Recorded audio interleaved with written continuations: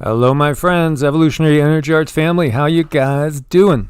It's great to see everybody in the house. There's Miss Nicole, and there's Nuke, and there's Dark Crusher. Hi. Oh, and Mark. Hi, guys. Hi.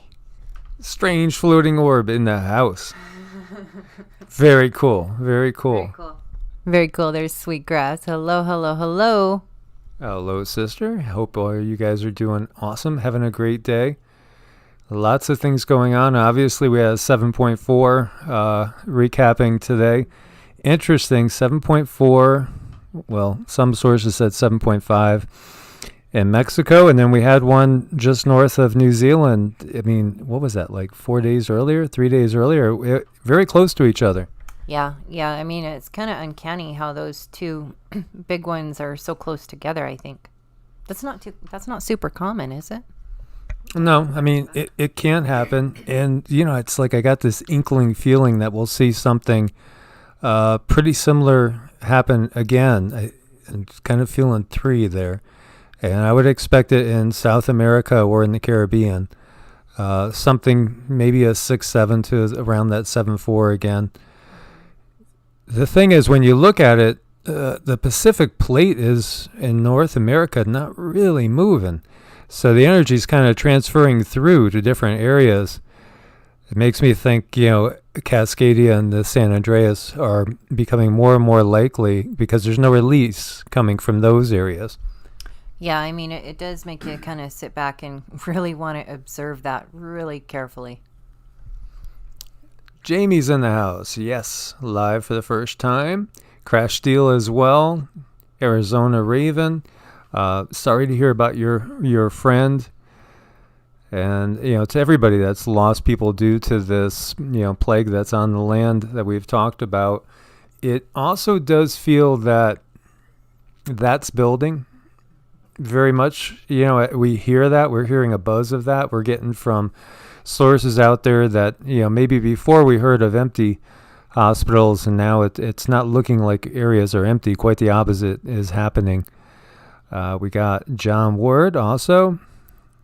Bitch Hopperoo 812. And there's Miss Julia Guyton. I can't quite see that far, but it's great to see. And Ozaduzaman. It's wonderful to see you guys. And John Ward. We already said hi to John. Well, hi again. Hey there, Greta. Greta's saying an 8. Yeah, perhaps. We'll see. I think there is going to be some big movement, but there's so much going on. Man, just don't hold your breath, because it's just one thing after another. And don't blink or you'll miss something. Exactly. So this excited me, because I'd love to have full disclosure. And I know they'll never even tell us the truth about what's going on, even when we have it, even when they say, yeah, there are ETs. We're aware of them. They've shown themselves to us. They'll always give us just a little bit, but they'll always hold back. Yeah, they're going to hold back just a tiny bit, or they'll, give just enough to get a nibble and then hold back more. They're really good at playing that game. They are. They are, and they've been doing it for a long time. In my opinion, and I know some people don't agree, but if you really look at it look at all the sources, look at mythology, and then can there be a logical explanation for some of our myths and for some of our religious experiences if we put in there that there are beings with advanced technology, extraterrestrial and interdimensional, that have been interacting with us forever? Looking at the myths, looking at everything with the people that have come out and just told us outright. And there have been government authorities. And thank you, Crystal D. Thank you so much for your support. We couldn't do it without you guys. You keep us going and keep us afloat and keep us spending our days going within for info and then also scouring for info as well. Yes, you guys are very, very, very inspiring. Thank you so much, Crystal. And Jeremiah, we all love you too, as he's giving out love there too. Many, many blessings. I've noticed that Jeremiah says the world is really draining, and you and I caught this thing where we're both just had to lay down for a moment. Nicole says she feels drained. I think it's the upgrades. Yeah, definitely want to share a few things with you guys. It's real common in these times for people to just feel exhausted, and you have to take a nap, whether you're 82 or 20 or 16. It's part of the cycle of downloading the information as we are bombarded with so much energy of cosmic origins that is really changing us. It's changing our DNA. That's what this time is all about. All that quote unquote junk DNA, well, it's not junk. Yeah, and so much has been, well, basically, perhaps we could say that things have, imagine like somebody creating havoc by opening up the hood of your car and disconnecting wires. That's kind of like what's happened with us, playing with circuits, disconnecting things, and then also maybe putting some sugar in the tank so it doesn't run that well.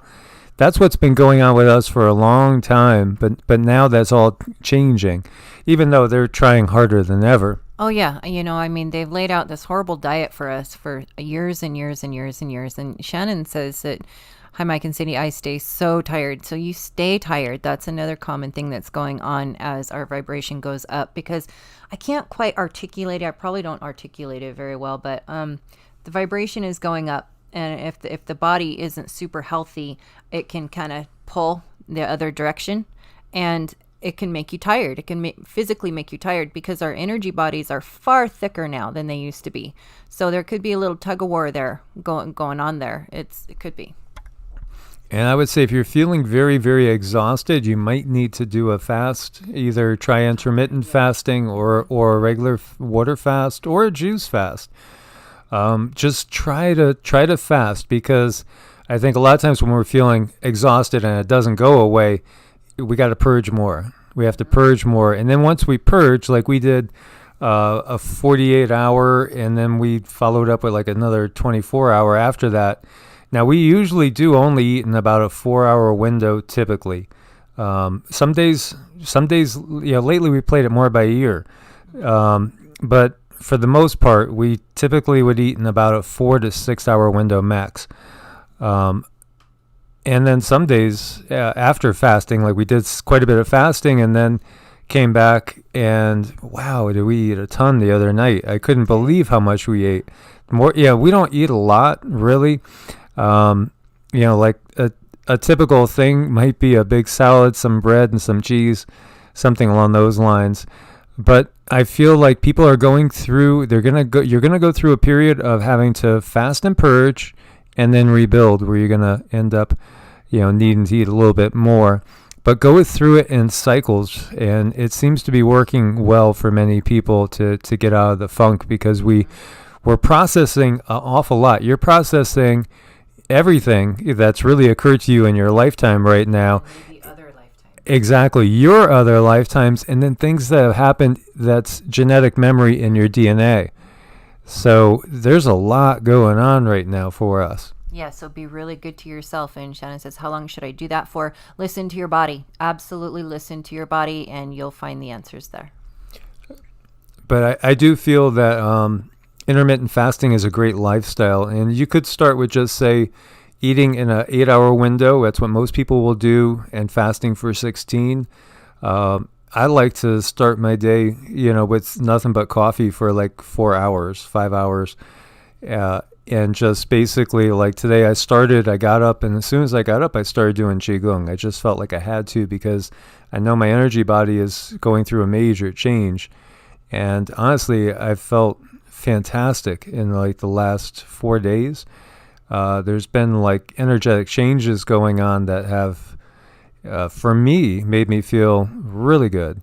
So, but it's a cycle, and it's purging, getting rid of, and then rebuilding, because everything is changing. So that's what we're seeing. We're also seeing that a lot of people are getting attacked by dark entities. That is really, really common now. And we talked about going up into basically the lower astral realm, whereas all the dark nasties make their home. And so if we're heading back to dream time like the Australian Aboriginals say we are, as well as other indigenous people, then we're heading back up into first the lower astral, which is not so pleasant. And that's why we're so close to these darker beings right now. And they are actually attacking people. People are feeling exhausted sometimes, like you are battling during the night. And then a lot of people are even waking up with bruises and scratches and strange marks like that as well. So it seems to be really, really common. Yeah, things are ramping up. Energies are definitely changing. So be super, super good to yourself. That's so, so important right now. Wow, so lots of great comments. Casual preparedness, fast for 12 hours, and then snack on blueberries. That's simply beautiful and yummy. And yes, okay, UFO to Know is talking about what we are going to start out with. Cool. So I saw this on Twitter and did a little bit more research on it. The Senate Intelligence Committee wants a government-wide report in 180 days on UFOs, or unidentified aerial phenomenon, as they're now called, and it wants it to be unclassified. And this is a big deal. Congress is stepping in to force unified and public reporting. And this is out of the Intelligencer.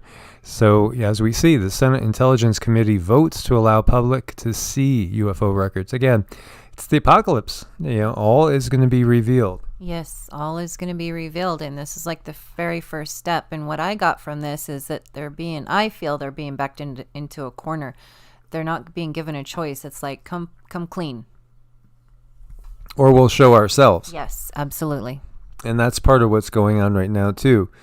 There are definitely ETs out there. There's so many different ones right now in our area. And, we've seen a lot of interesting things. Mm-hmm. Do you guys remember the 3 asteroids that went over Puerto Rico? Well, yeah, now people are running with that. Somebody had sent me a note saying that Paul Begley was talking about that, saying that those were actually alien ships. And, we've seen some quote-unquote fireballs that I don't think are meteors. They don't look like meteors. And I think that they are showing themselves. We see them all the time. And there's a lot of people like us out there that have always had kind of an ET contact, including abduction experience. And, one of the things that's really been keeping us super busy is so many of you are asking for help, processing things with energy work, with the Vedic readings and things like that. And, we're turning up so many people that have had abductions.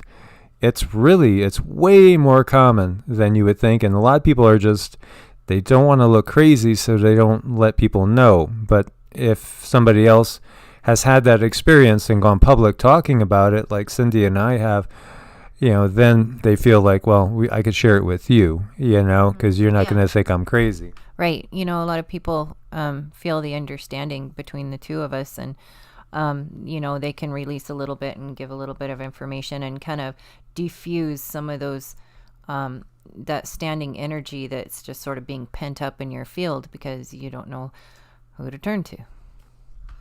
Exactly. So, there's so many of us that see things on a regular basis. And I've shared with you guys, like we went camping just a little while ago, and it was kind of I think it was a upgrade point, a changing point in our consciousness. It was important for us to do it. And, I had an experience where I saw a ship clear as day. And again, it's nothing out of the ordinary for us because we've seen them so often. But I asked it to, mentally, I made contact with it and said to please show me if you are, benevolent, because it felt benevolent to me. Flashed twice, brightened twice, and it did. And so they could hear you. Again, this goes back to the Tower of Babel, which we've talked about before, and how, before at one time we were all unified because we could all communicate. Well, there are those that think that we were communicating telepathically before the Tower of Babel. And after the Tower of Babel, somehow things were changed in us, perhaps our second chromosome as well. And we're going to get into, touch into all these things. We've been altered. Without a doubt, we have been altered. And there's genetic material that's missing as far as from a paternal lineage. There still are missing, quote unquote, links. And it doesn't mean that we went from being monkeys to humans. Quite different, actually, than that. So again, they always try to get us to think in a duality. And a lot of times the answer is not A or B, it's both, but not exactly as we would think. Right. There's just a lot of things that they've kept from us, and, deliberately, like extremely deliberately, so that we don't understand what has happened. We don't understand where to go. We don't understand our feelings and emotions. And a lot of these things can keep us in fear, which is really super sad, because if you're in fear, you're going to go out and look for relief. And then, of course, the elites are there with some sort of relief in the form of a pill. So we see last June, senators and staff involved in intelligence and defense subcommittees were reportedly, quote unquote, coming out of the woodwork to receive briefings on unidentified flying objects. Whether inspired by the evidence or just a feeling of generosity, the Senate Intelligence Committee now wants to extend that courtesy to the public. On Tuesday, the committee voted to require the Defense Department and U.S. intelligence agencies to provide a public analysis of any data related to UFOs, or UAP, if we want to call it the new lingo there, unidentified aerial phenomenon, as soon as 2021. So the vote, part of an annual intelligence authorization bill, comes at a time of a larger government reckoning surrounding the transparency of the UFO reporting process. The Intelligence Committee remains concerned that there is no unified comprehensive process within the federal government for collecting and analyzing intelligence on UAP, despite the potential threat, the senators wrote in their report on the bill. So, potential threat. Again, what they're going to do is they're going to do what we've kind of figured forever, and we've talked about all the different little people that have come out of the woodwork that have been in the know and tell us straight out, there's aliens out there. And the thing that we have to keep in mind again is, is the government and all these powers that be on the planet that's been running the planet, are they benevolent? Are they in sync with understanding how the biosphere works? And are they treating Mother Earth in a good way? Are they treating all the animals and creatures of the earth in a good, positive, benevolent way? Are they treating us in a benevolent way? No. And if we, again, go biblical, we realize, well, the adversary of humanity runs this world. And so, again, the enemy of my enemy may very well be my friend, if you guys get where I'm going with that. Yeah, exactly. There's just so much that's covered up and so much that's hidden and cloaked and shielded. It's not fair. We're not on a level playing field, but it kind of feels like, okay, mom and dad are on their way home. We got to get this mess cleaned up. The party's over. That's the feeling that I get sometimes. So we see, according to Politico, if the proposal is approved by the full Senate and the House, it will require the executive branch to centralize all relevant information about such intrusions collected from a wide range of sources, including the Office of Naval Intelligence, the FBI, satellites, or other technical means, and human spies. Such unclassified reports would be compiled by the Director of National Intelligence, and the Secretary of Defense would have to identify any incidents or patterns that indicate a potential adversary may have achieved breakthrough aerospace capabilities that could put the United States strategic or conventional forces at risk. So part of that is like, well, does China or Russia have things that we don't know about that are way, way ahead of us? And if we really look back to the Anunnaki and all those legends too, we see that each one of them had their own Well, they had their own people in many cases, and they were always at war. There was always competition against each other. The Enlilites against the Enkyites. We had Marduk doing his thing, and it went on and on and on. And that might have only been just a part of it as well. We have the Vedas that talk about the wars amongst the gods as well. And you know what? So does the Norse mythologies, the Vanir and the Asir. And it just goes on and on all throughout every mythology all over the globe, just like the universal flood myths. These are all universal stories handed down. So according to Christopher Mellon, a former Pentagon intelligence official and advocate for UFO research, such a public accounting could be a major breakthrough. Assuming the report is properly prepared and delivered, there's no telling what the impacts could be, Mellon told Politico. That could range from revealing an unknown threat or military vulnerability to there having been probes visiting our planet or anything in between. And interesting, in the reporting process of military encounters with UFOs surged in December 2017, following New York Times account of the Defense Department's previously unknown Advanced Aerospace Threat Identification Program, which was founded in 2007 to investigate military sightings of UFOs. By 2019, the Navy had announced it would update the process by which pilots reported unidentified aircraft in order to approach the matter more objectively. Which is, really, really curious why are they doing this now? That's the question. Why now? And I'm sure I have this sneaky feeling we're going to find out pretty soon right now. And why do I feel it's humorous? I think it's going to be almost laughable. You getting caught with their pants down kind of thing? Yeah, kind of like that. The emperor has no clothes. So here we see a mysterious space signal. It's been going on for over 500 days and nobody knows why. Maybe they do. They just are not sharing. And that's these FRBs, fast radio bursts. So it's just a signal. They have no explanation for it. Doesn't appear to be like a quasar or anything exploding. They just, they're just officially scratching their head. Officially. And here you see out of International Business Times, alien existence confirmed, NASA preparing for disclosure before next U.S. presidential election. And this was from April 1st. So, was it April Fool's joke? No, it's really not. So when you think about the chance of life out there, and just look at all the people that have come out of the woodwork over the years.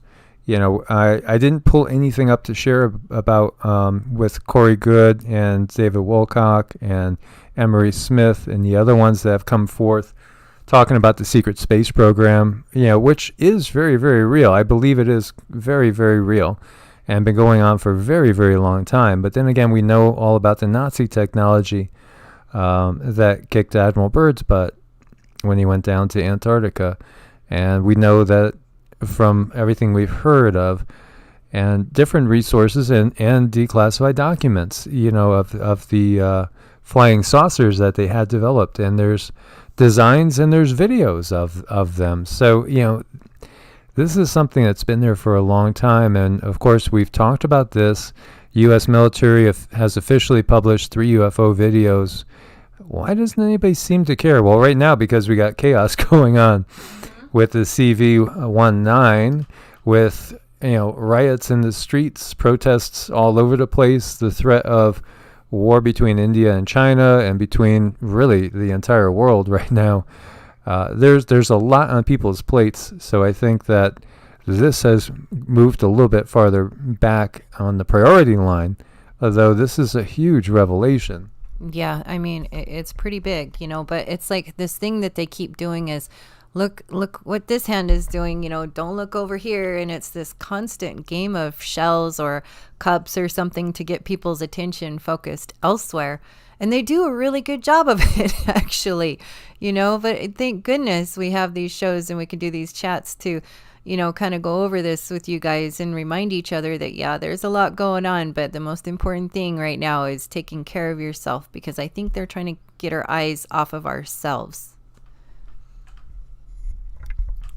And the ascension process. And so, there's a lot of people out there, like we've been talking about, whistleblowers, and I don't know, I feel like I'm able to see through things now so much clearer than perhaps in the past, and see where they are. Recognize again, the whistleblowers might be giving us 90% truth, 95% truth, maybe even 99% truth, but just twisting a little bit because there's an agenda.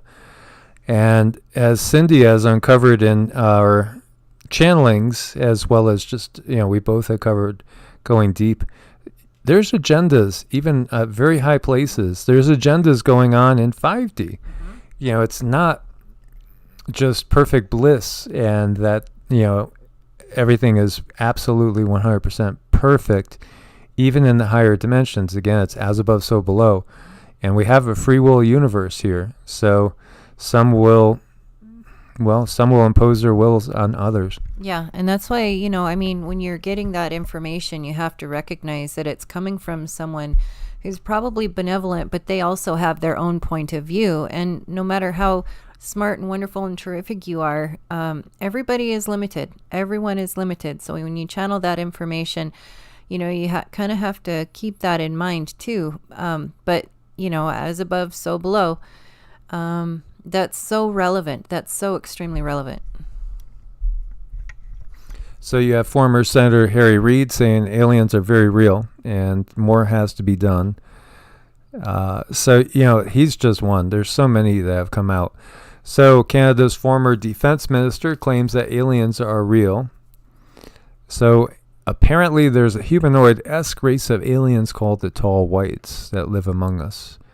Yes, and we've been very, very close to these guys, too. They are all over Area 51 and, in Nevada, Nellis Air Force Base. And, we've gotten the vibe of them and also perhaps seen some of their ships. So Paul Hellyer, he's just come right out and said, yeah, they're real, And as we have said before, the governments have been in league with these races. Now, part of the intrigue is that, perhaps there's alliances between certain groups of ETs and IDs, and I put them together because some of these beings are not able to manifest really in 3D and are operating on higher realms. Others can manifest and shift between these dimensions. And some, perhaps choose to use human hosts in which to manifest, i.e. possession, so to speak. So there's a lot of videos out, and this is saying, have you seen the video of Canada's former defense minister, Paul Hellyer, chatting freely about how aliens are real in the presence of 6 American congressmen in Washington?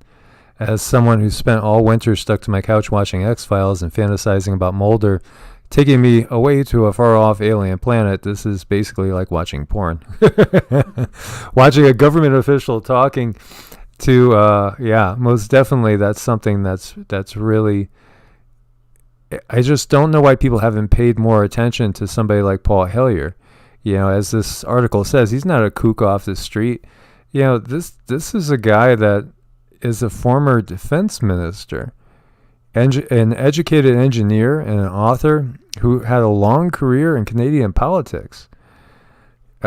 He's reliable. So he says that there are at least 4 types of alien species that we know of and that have been visiting Earth for thousands of years.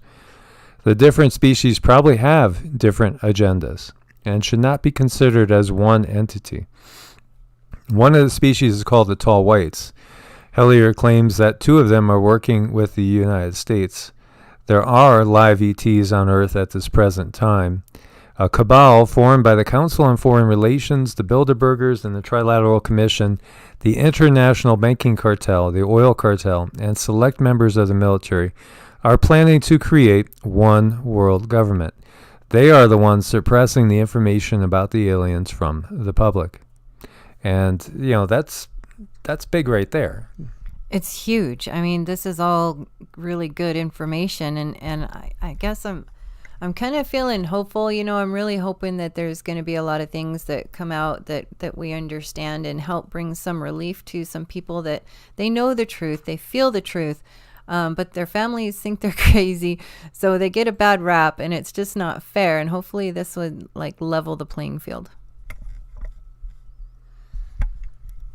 So, and now many of us are being directly contacted by these beings. Many, many, many of us. I think far more people than most would realize, because there's a lot of benevolent ones that have to let us know. They just want to let us know what's going on. Part of this plan. That's why at the very, very top levels, this is not even really a human plan. It's a human going along with ETID plan. And so, the benevolent ones, they're not going to impose their will on us. We have to actually kind of ask for their help. And because we're having a human experience, this is why we came here. We came here to learn things, but at the same time, it's not necessarily an even playing field in so many ways. And as we said, it's a free will universe. So, Source, God, Prime Creator, I'm sure would love for us all to get along in peace and harmony and come to understand unity consciousness and what that entails. But at the same time, it's a free will universe, so unfortunately we could get taken advantage of, and we have been, but things are changing, and disclosure is going to come about one way or the other. That's the bottom line there. And so when we look at this, the legend of Green Berets fighting aliens beneath Dulce, New Mexico. So I don't know how many of you guys out there are aware of this, but another guy that has come out and talked about all this is Phil Schneider, I should say. And Phil Schneider talked about this battle that went on under Dulce, and I'll tell you, that area has a weird vibe. It sure does have a weird vibe. You could feel it. It's very much like the same vibe when we've been really close to Area 51 and, the base. It's got the same sort of ET vibe. You could feel the Greys. You could feel the Draco. We're pretty familiar with their vibe. Yeah. It's very kind of it's hard to explain though, mechanical. It's very robot. It's very, this is how things are, and there's really no in between. I don't know how to say that, but that's the feeling it is. It's there is no mercy. So, apparently there was a shootout there, and at least 60 humans were killed, and they didn't know, how many aliens were, and these were Greys they were firing with, and the Greys used energy weapons, kind of likened to lasers, on them. And so Schneider saw this personally, and I've watched quite a bit of his video. I do think he was authentic and legit, and he was definitely, they tried to silence him time and time again, and unfortunately they did ultimately silence him. There was a video here where you could actually see what happened to him. It's been removed, but while examining Phil's body, now, because he was found dead, Cynthia, his significant other, couldn't shake that something was off. Cynthia was soon contacted by Detective Randy Harris, who said that something was wrong because there were marks on Phil's neck. Autopsy report revealed that a rubber hose was tied around his neck 3 times and then tied in a knot, which blocked blood flow to his head, resulting in him becoming unconscious and then dying. More surprising was that Cynthia discovered that his lecture material, unknown metals that he claimed were of ET origin, military photographs, and all the notes for his unwritten book on UFOs were all missing from his apartment. However, money and valuables remained untouched. And when he was found in his apartment, his body was in an unusual position. His feet were under the bed, his head was in a wheelchair seat at an unusual angle, and the rest of his body was on the floor, hands by his side. Blood was found on the floor near his wheelchair, but no blood was found on the wheelchair. No wounds were on the body to account for the blood. No suicide note was ever found. And so, he met his untimely end there. He's just one. There's been so many that have come out over the years. So this is Bob Lazar, and so he says the FBI raided him to seize Area 51's alien fuel. And the truth is weirder. So Bob Lazar is another one that's come out and, said that he's worked in these areas. He's worked in these top secret areas, that ETs are real. They're there. They're in the deep underground military bases. Very, very real. And we have much more advanced technology. We could have our own military up in these ships, and we would think, oh my God, it's an alien invasion, but it would actually be our soldiers. Yeah, it would. And he actually reverse engineered a lot of this stuff. And, so the information he has isn't just, happenstance. It's very, very detailed. And they did try to get him too. So it's really sad what they do. And I hope that all of this comes open and people like him get some relief, they get some rest. So, UFO to know says Credo Motwa described the grays are actually pink-skinned and cat-eyed. See, the thing is, there's a lot of different grays, and we've seen different ones. You saw what was it? Remind me what you saw the other night when we saw that ship. They were green. They were like grays, but they were green. Yeah, and some of them, there are some that come on a regular basis. Out of a mothership and go, I think, on base, or gosh, it's hard to say what they're doing, but we can see one ship after another. We have seen in the past when we were spending more time up north, one ship after another, just rolling out. And thank you so much, Benjamin. He says, hello, family. May the source be with you. Thank you. And may the source be with you, too. Thank you so much, Brother Benjamin. We appreciate you, and I know Cindy is working on your chart. Actually, it's done. We have an appointment tomorrow. Okay, awesome. So she will be talking to you tomorrow.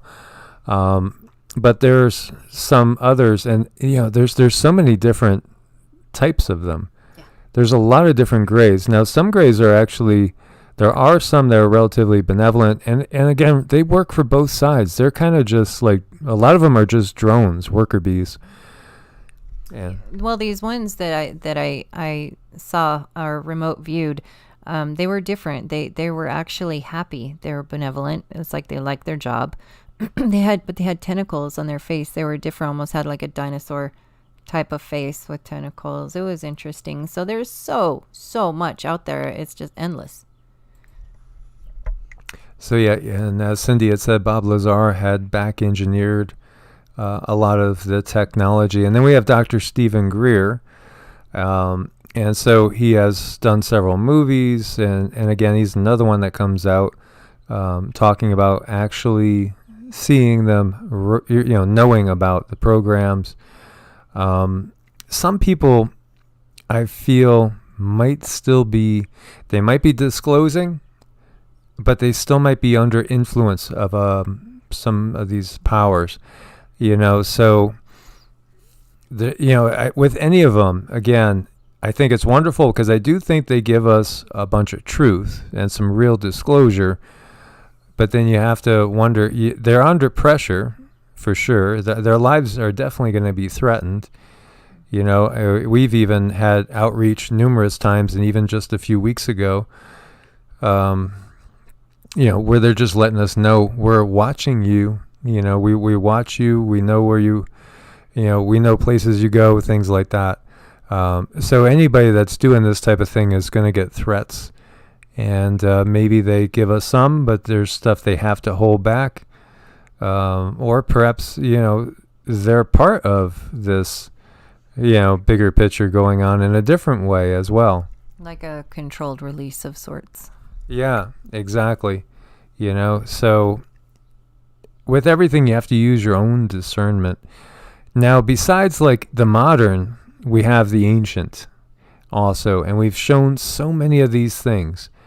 Time and time again, there's medieval art that shows UFOs, and at big events, like this is the baptism of Christ, right? This is a 1710 painting, and you see a UFO shooting energy down.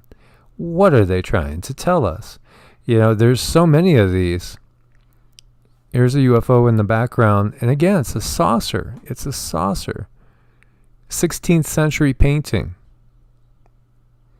You know, there's so many of those. El simbolismo del zodíaco en la última. And, you know, this is a famous one of Da Vinci. And many people pick up that the one to his right is Mary, you know, and not, not one of the other 12. Yeah. But Mary's importance, very, very underestimated as well. But they've so much tried to suppress the divine feminine side of that whole thing. So, you know, there's so much symbolism everywhere. We've looked at this. And then, of course, we have just the hundreds of thousands of Sumerian tablets, hundreds of thousands. There's so many of these things. They dwarf what we have, you know, in biblical texts. And like the story of Gilgamesh and Utnapishtim as well, the flood story there, which is 1200 to 2000 years predating the Hebrew flood story. The curious thing is, you know, again, it talks about the Anunnaki and the fact that these beings seem to be very physical, very real, very physical. They're able to mate with humans and all. And when the flood comes, the Anunnaki leave and watch it from above. So they just basically leave in their ships and watch the destruction on the planet below from the safety of their ships. And then they come back, and many of them were very, very, looked lovingly towards humans, more as like their children. And so some of them wept and were really, really sad and, you know, didn't want to see this. Where others like Enlil, you know, just thought it was time to get rid of humans. They were too much of a nuisance. Which is really, really sad. It's a horrible thing. But we have all this stuff that in the beginning I heard when these tablets were being gathered, they thought that they were just a bunch of stories. They were myths. They weren't anything important. But as time went on and technology evolved, they started going back to the piles of tablets that they thought were just made up stories and started to realize, no, we have this technology now, and now we can apply this to truth. And so the information builds and builds and builds. Most definitely it does. And then we have, you know, the Vedic texts, which are even clearer in so many ways. I mean, they talk about the wars of the gods, the Mahabharata. They talk about Vimanas. They talk about these ships that could fly through the air, and, you know, what's really looks like nuclear weapons going off, as well as perhaps lasers. It's pretty crazy, but very, very vivid. And when we realize too, like, it's really interesting because Rama, who is an incarnation of Vishnu, which is, you know, the preserver force in the universe. Well, where does Rama come from? Well, he comes from an inner earth civilization, you know, like Shambhala, Agartha, all these, Shangri-La, these places that we talk about. He is an inner earth being, clearly stated. And then with Krishna, he leaves the planet to go back to his home planet, basically. I mean, it couldn't be any clearer that what we're talking about are, we could definitely classify them as extraterrestrials and also interdimensionals, higher density beings. And it's fascinating to see, but it also comes out in the Puranas and these other texts that there are thousands and thousands of humanoid species all scattered throughout the galaxy. They knew this. They also knew the shape of the galaxy itself, the spiral shape, and also the fact that it almost looks like a egg, you know, as far as the bulge in the middle and then trailing out. And they even have timelines that are eerily correct when we're talking about how old the universe is. With modern science, they're in agreement.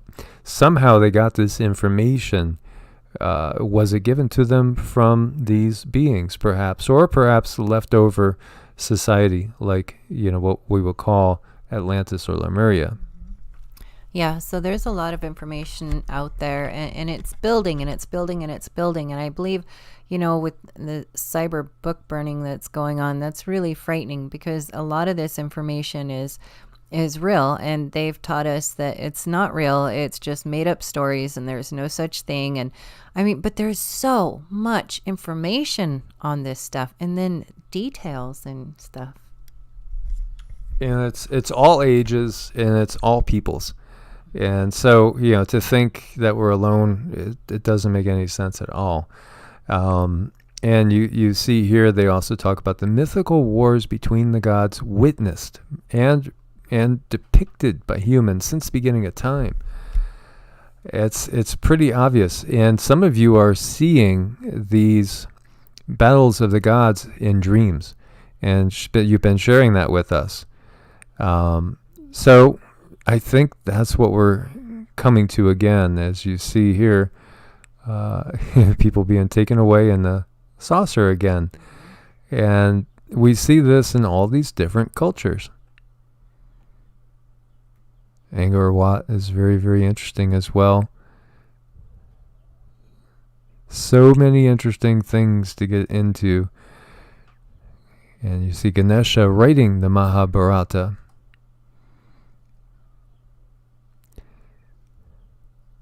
So what is our true history? I think we're gonna know. And I don't think it's too far away. These Hindu texts describe flying vimanas and details of an ancient nuclear war, and it's so loaded and so obvious. And as I said, they come straight out and say that there's thousands and thousands, tens of thousands of different humanoid species that live in our galaxy. It's just common knowledge that was spoken out.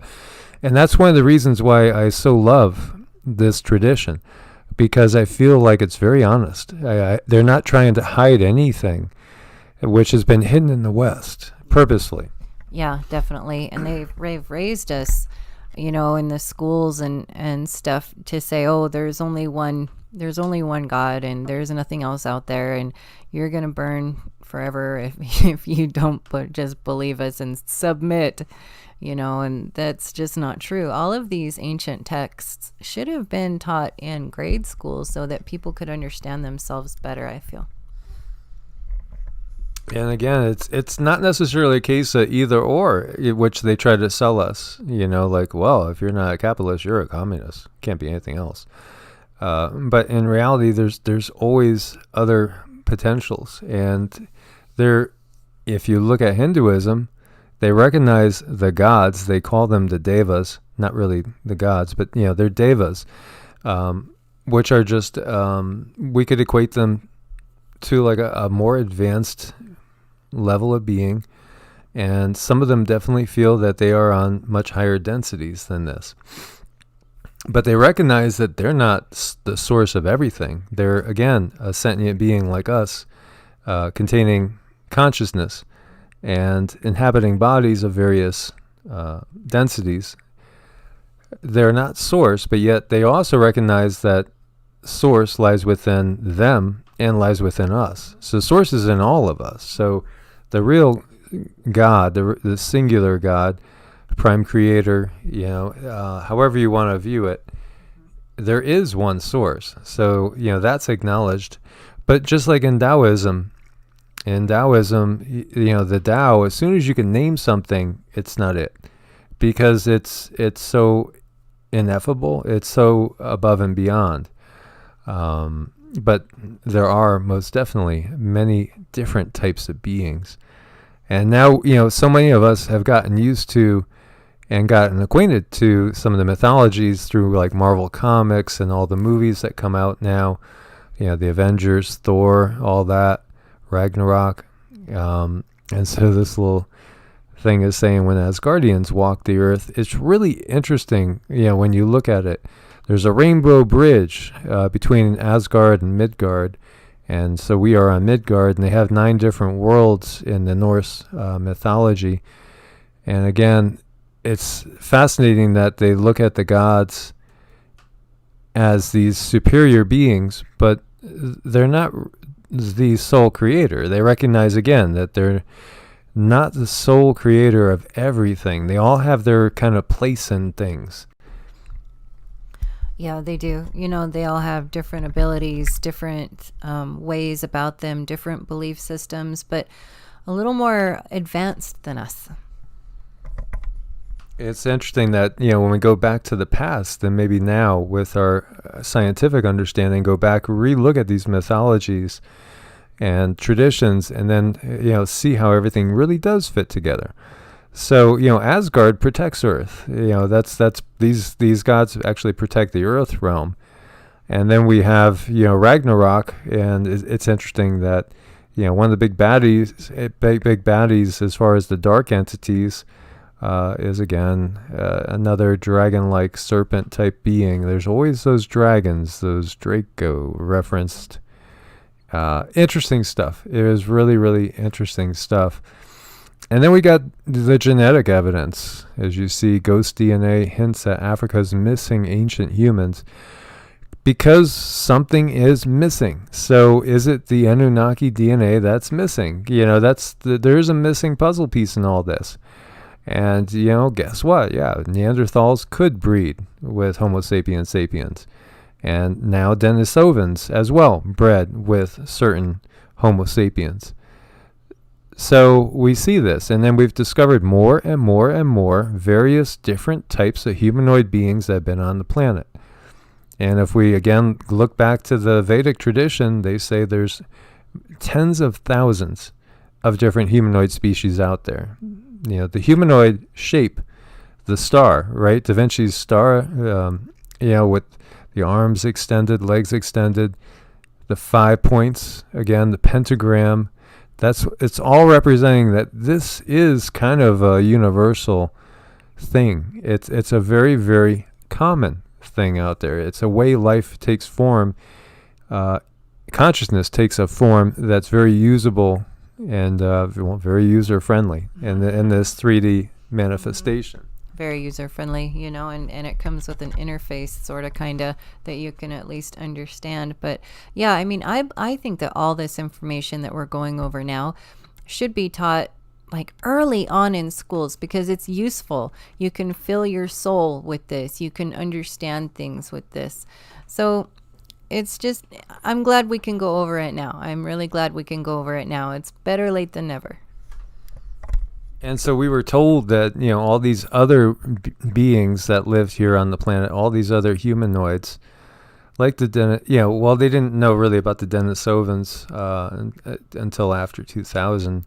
I believe it was after 2000, or it might have been the very late 1990s. But, we get this picture that they're all so very close to monkeys, and all of them inferior to Homo sapiens. It's not really the case. When you look at Neanderthals, Denisovans, and Cro-Magnons, they're all actually as strong or stronger than us, bigger. Neanderthals were definitely stronger than us physically, bigger cranial capacity. They have bigger brains. And same thing with Cro-Magnon. Well, how come we're here? Is it really natural selection, survival of the fittest, when they were actually stronger and they had a bigger brain? Something else happened maybe. Perhaps the other ones were chosen for extinction. Maybe they were, basically hunted down and eradicated. Maybe there was something unleashed. Maybe there was some sort of plague, virus unleashed that wiped them out but spared us. Maybe they were no longer in the plans of whoever's been running the experiments on planet Earth, and so they wanted and needed maybe a species that wasn't quite as strong, maybe was manipulable, and maybe had its DNA altered just to the right point where it could man the mines and do other things, and but yet be able to be controlled a little bit easier. So, the history of this is all very, very hidden. And when we look at your second chromosome, is it evidence of intervention? So we have evolution. Evolution's real. But we've also had creation, and we've also had, tampering. Definitely have had tampering. They found in our DNA where it's actually been spliced. And that would have had to been done with some sort of a technology. Definitely not something that could happen on its own. And I watched this really good YouTube video on that about the Anunnaki, and I think his name was, I don't know, I can't remember his name, but that's how I woke up, is watching that video and understanding how much stuff was actually scientifically had to have been man-made. And then all the stories that are kind of borrowed from the Sumerian tablets and, the evidence, he just really piles it on. And it was actually kind of a relief, because the whole time I was going to church, I was thinking, this doesn't make sense. I'm not getting this. There's something wrong with me. I just can't get it. I'm not grasping it, and I wanted to grasp it. I wanted to believe in all of these things, but it just didn't make sense. And after I watched that video, it pulled everything together for me. It really made a big difference in my life, and it helped release me.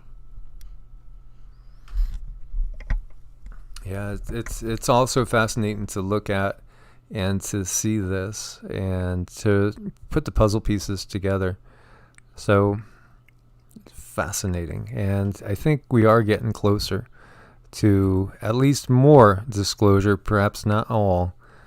And, again, so much can be done on us. We look at the abduction phenomenon, and people that can remember it seems to be centered really about tracing genetics. It's watching genetic lines. It's adjusting things and tinkering and tampering.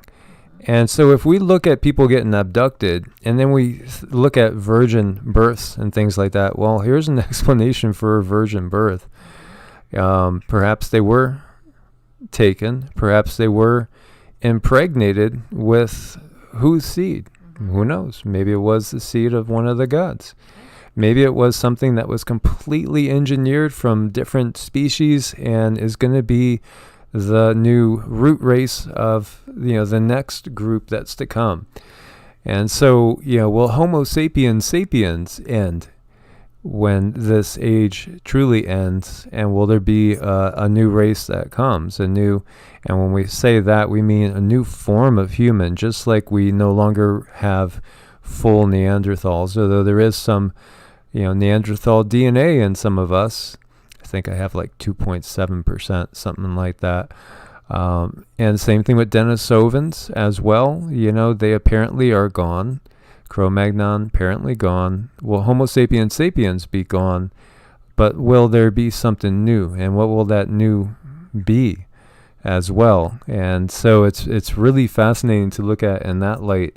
Also with the fact that we are mutating, and our DNA is mutating, and we're changing. And so, as it says right here, humans are still evolving, and scientists don't know why.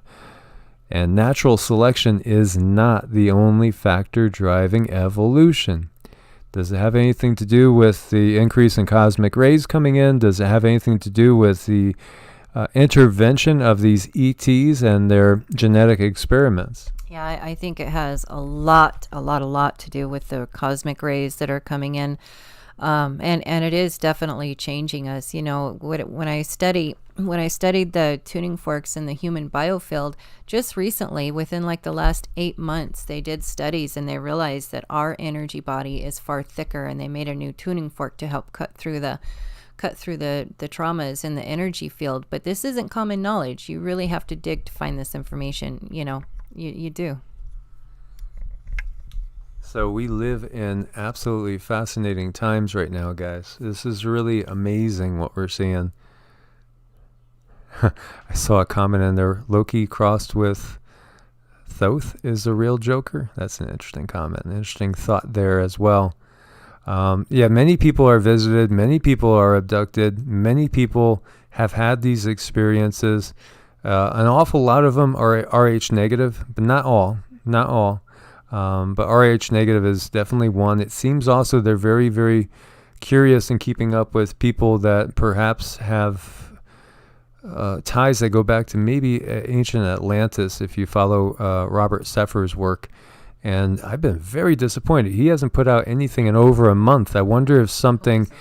Yeah, I wonder if somebody got to him, Atlantean Gardens, because, I was watching him, and he's been going a little bit more and more towards really saying the things that we say and putting his neck out. And so I wonder if somebody got to him or shook him up or something, or got him to be quiet. RH negative definitely seems to be one that they follow a little bit more closely, but not always. So very interesting stuff, guys. So I want to thank you, as always, for joining us once again. Also, everybody that has been helping us over at Patreon. And again, at these levels, too, you would get a free Vedic chart reading, biofield tuning, or energetic energy work as well, and also at Ko-Fi. So we love you guys. Keep your eyes to the skies. Let us know what you're seeing out there as well. God bless and namaste. God bless, guys. Take care. Namaste.